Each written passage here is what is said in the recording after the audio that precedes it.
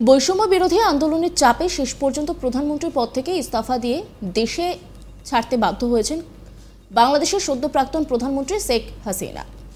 আপাতত বোন শেখ রেহানাকে নিয়ে ভারতে আশ্রয় নিয়েছেন তিনি। সম্প্রতি ভারত থেকে দেশবাসীর উদ্দেশ্যে খোলা চিঠি দেন তিনি। তার ছেলে সজীব ওয়াজেদ জয় তার মায়ের এই খোলা চিঠি নিজের সোশ্যাল মিডিয়ায় শেয়ার করেন। কিন্তু শেখ হাসিনার এই অবস্থান মোটেই ভালো চোখে দেখছে না বাংলাদেশের অন্তর্বর্তী সরকার। অন্তর্বর্তী সরকারের বিদেশমন্ত্রী তৌহিদ হোসেন জানান, ভারতে বসে শেখ হাসিনার বিবৃতি মোটেও স্বস্তির নয়। বাংলাদেশের ভারতের রাষ্ট্রদূতকে তিনি জানান, এই কাজ ভারতের সঙ্গে উন্নয়নের সম্পর্কের ক্ষেত্রে মোটেও সহায়ক হবে না। তৌহিদ হোসেন তিনি আরও বলছেন যে এটা নিশ্চয়ই উনি জানবেন তার উচ্চ মহলে। তৌহিদ হোসেন জানান, বাংলাদেশের প্রাক্তন প্রধানমন্ত্রী ভারতে বসে এমন কিছু বিবৃতি দিয়েছেন সেটা এই সরকারের পক্ষে সুবিধাজনক নয়। ভারতে বসে এটা যেন উনি না করেন। পাশাপাশি ভারতীয় মিডিয়ায় বাংলাদেশের সাম্প্রতিক পরিস্থিতি নিয়ে প্রকাশিত ও সম্প্রচারিত খবর নিয়েও ভারতীয় রাষ্ট্রদূতের কাছে নিজের উৎসাহ প্রকাশ করেন বাংলাদেশের বিদেশমন্ত্রী তৌহিদ হোসেন। তিনি জানান যে ঘটনাগুলি ঘটেছে সেগুলি পূর্ণাঙ্গ তদন্ত হবে, দোষীরা শাস্তি পাবে। কিন্তু ভারতে যে খবর দেখানো হচ্ছে সেগুলি অতিরঞ্জিত করে দেখানো হচ্ছে। কি বলেছেন বাংলাদেশের বিদেশমন্ত্রী, শোনাব আপনাদের। এই লক্ষ্যগুলো প্রাথমিকভাবে এই লক্ষ্যগুলো পূরণ আমাদের যেটুকু সময় লাগবে তার থেকে কম আমরা থাকবো, তার থেকে একদিন বেশিও থাকবো। কারণ এখানে যে দলটি আছে, ডক্টর ইউনূস থেকে শুরু করে ডক্টর ইউনূসকে অনুরোধ করে রাজি করানো হয়েছে, এটা কিন্তু আমরা জানি। তাদের কারো রাজনৈতিক অ্যাম্বিশন নেই এবং কেউই কিন্তু বেনিফিট নেওয়ার জন্য আসেননি। কাজেই এই লক্ষ্যে কাজ সেরে যখন একটা পথে এসে গেল তখন 3 মাস সময় দিয়ে ইলেকশন করে এই সরকার ফেড আউট করে যাবে। এটাই হলো, এটা নিয়ে আর কোনো প্রশ্ন এইটা নিয়ে আর করেন না। কারণ ডিপ্লোম্যাটদের কোনো রিঅ্যাকশন ছিল কি বা তারা কোনো ডিপ্লোম্যাটদের বেসিক রিঅ্যাকশন হচ্ছে প্রত্যেকেই চায় যে এই সরকারের সাথে, নতুন সরকারের সাথে তারা তারা সমর্থন করে এবং তারা চায় এর সাথে ইন্টারেক্ট করতে। এবং এটা আমি বলেছি, এটা সম্পর্ক উন্নয়নে সহায়ক হবে না এই জিনিসটা। এটা আমি তাকে বলেছি কারণ এটা সরকারের অবস্থান এটাই। না, এটা তো উনি জবাব দিবেন কি করে? উনি কি এটা ডিসাইড করতে পারবেন এখানে? এটা তো উনি ডিসাইড করতে পারবেন না। উনি এই নিয়ে কিছু বলতে পারেন না বলে আমি মনে করি, কারণ আমি তো এই কাজ করে এসেছি। আমি জানি যে রাষ্ট্রদূতের পক্ষে এটার উত্তর দেওয়া সম্ভব না। এটা সর্বোচ্চ পর্যায় থেকে সিদ্ধান্ত দিতে পারবেন। উনি যেটা পারেন সেটা হলো, এবং আমি সেটা করবেন, এটা উনি জানাবেন তার করার সময় হেডকোয়ার্টারে। এটা কিন্তু আমাদের প্রেক্ষাপটটা হলো যে স্টেটমেন্ট প্রাক্তন প্রধানমন্ত্রীর কাছ থেকে এসেছে, যেটা আসলে এই সরকারের জন্য খুব সুবিধাজনক হচ্ছে না, স্বস্তিকর হচ্ছে না। এটাই আমরা চাই যে তিনি ভারতে বসে যেন এটা না করেন। ইন্ডিয়ান মিডিয়ার রোল নিয়ে আমি এটুকুই বলেছি যে আমি বলেছি যে এখানে কিছু ঘটনা ঘটেছে, সেটা আমরাও এনকোয়ারি করতেছি, আমরা খবর নিয়েছি। আমরা এমনকি চিফ অ্যাডভাইজার ওই হিন্দু সম্প্রদায় এবং অন্যান্য সম্প্রদায়ের নেতাদের সাথে মিট করতেছে। আমরা চাই যে সবাই সুখে শান্তিতে থাকতে পারে, কারো উপরে কোনো অ্যাট্রোসিটিস এই সরকার বরদাস্ত করবে না। এবং যেটা হয়েছে প্রত্যেকটি কিন্তু একেবারে আমরা কমিটেড যে সেগুলি ইনভেস্টিগেট করে যাকে দোষী পাওয়া যাবে তাকে বিচারের আওতায় আনা হবে।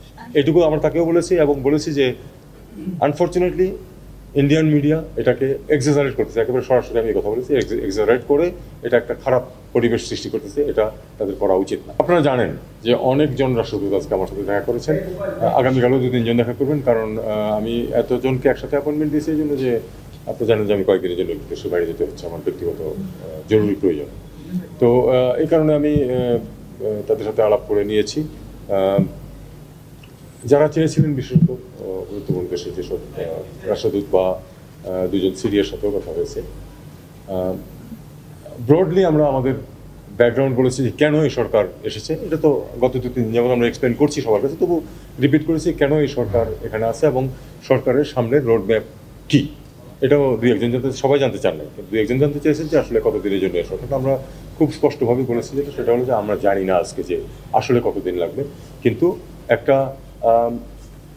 একটা লক্ষ্য আমাদেরকে দেওয়া দিয়েছে যারা এই বিপ্লব সাধন করেছে, তারা কি চায় আমাদেরকে, তারা সেই লক্ষ্যটা দিয়েছে। কারণ এটা শুধু ছাত্ররা, কিন্তু জনসাধারণের ব্যাপক অংশগ্রহণ ছিল এটাতে। এবং একটা কমন একটা অবস্থান কিন্তু বেরিয়ে আসছে যে তারা কী চায় হলো যে, এবং আমরাও মানুষ হিসেবে চাই যেটা, সেটা হলো যে আমরা যে প্রতি 5 বছর অন্তর যেন আমাদেরকে লড়াই করতে না হয় যে কীভাবে ভোট দিতে হবে। এটা হলো এক। এটা আমি এক লাইনে বললাম, কিন্তু রাজনৈতিক যে এবং যে রাষ্ট্রীয় যে কাঠামো, সেই কাঠামোতে ব্যাপক পরিবর্তন দরকার। সব পরিবর্তন যে সরকার করে ফেলতে পারবে তা না, কিন্তু পথ নির্দেশটা আসতে হবে, যেটা ইরিভার্সিবল হতে হবে, যাতে করে কেউ এসে হুট করে ওটাকে ফেলে দিতে না পারে। এরকম একটা ব্যবস্থা করতে হবে। অর্থনীতির ক্ষেত্রে যে প্রচণ্ড নৈরাজ্য আমরা দেখতে পেয়েছি, প্রচণ্ড নৈরাজ্য, সেটা থেকে বেরিয়ে আসতে হবে। কারণ অর্থনীতিটা কয়েক ব্যক্তির না, অর্থনীতিটা সমস্ত দেশের সব মানুষের। তাদের মিনিমাম রিকোয়ারমেন্টস পূরণের ব্যবস্থা সেখানে থাকতে হবে, যেটা আমরা আনফর্চুনেটলি দেখেছি যে ব্যাংকগুলোকে লুটপাট করা হয়েছে। কয়েকজন ব্যক্তি সেটা দিয়ে হাজার হাজার কোটি টাকা নিয়ে প্রধানত দেশ থেকে বের করে নিয়ে গেছে সেই টাকা, এবং বের করে নিয়ে যাওয়ার কারণে আবার সমস্যা হয়েছে আমাদের এই ফরেন এক্সচেঞ্জ রিজার্ভ। তো এই ধরনের অরাজকতা যেন না আসতে পারে সেই জন্য ব্যবস্থা রাখতে হবে, এবং সবার প্রশ্ন, সবার দাবি যে করাপশন কমাতে হবে। পৃথিবীর কোনো দেশ নেই যেখানে করাপশন থাকবেই, কিন্তু সীমাহীন করাপশন এবং দুর্নীতি করলে ধরা পড়লে শাস্তি নেই, এটা ছিল আমাদের বৈশিষ্ট্য। যে ইম্পিউনিটি যেটাকে বলে, সেই ইম্পিউনিটি থেকে বের হয়ে আসতে হবে। এইগুলো মোটামুটি মডেল।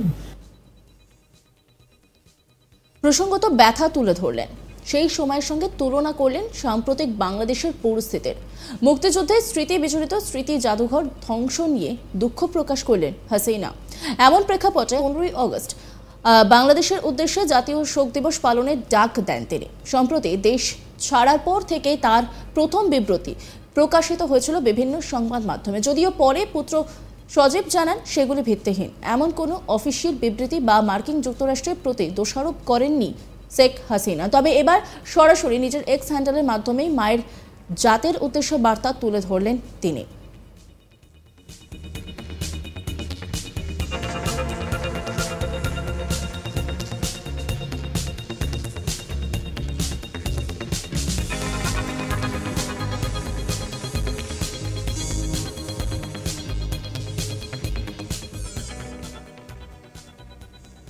আর এই খোলা চিঠিকে কিন্তু ভালোভাবে দেখছে না ঢাকা। পাশাপাশি ভারতীয় মিডিয়া বাংলাদেশের সাম্প্রতিক পরিস্থিতি নিয়ে প্রকাশিত ও সম্প্রচারিত খবর নিয়েও ভারতীয় রাষ্ট্রদূতের কাছে নিজের উৎসাহ প্রকাশ করেন বাংলাদেশের বিদেশমন্ত্রী তৌহিদ হোসেন। তিনি জানান যে ঘটনাগুলি ঘটেছে সেগুলির পূর্ণাঙ্গ তদন্ত হবে, দোষীরা শাস্তি পাবে, কিন্তু ভারতে যে খবর দেখানো হচ্ছে সেগুলি অতিরঞ্জিত করে দেখানো হচ্ছে। কি বলেছেন বাংলাদেশের বিদেশমন্ত্রী তৌহিদ হাসান তা তো আপনাদেরকে শুনিয়ে দিয়েছে।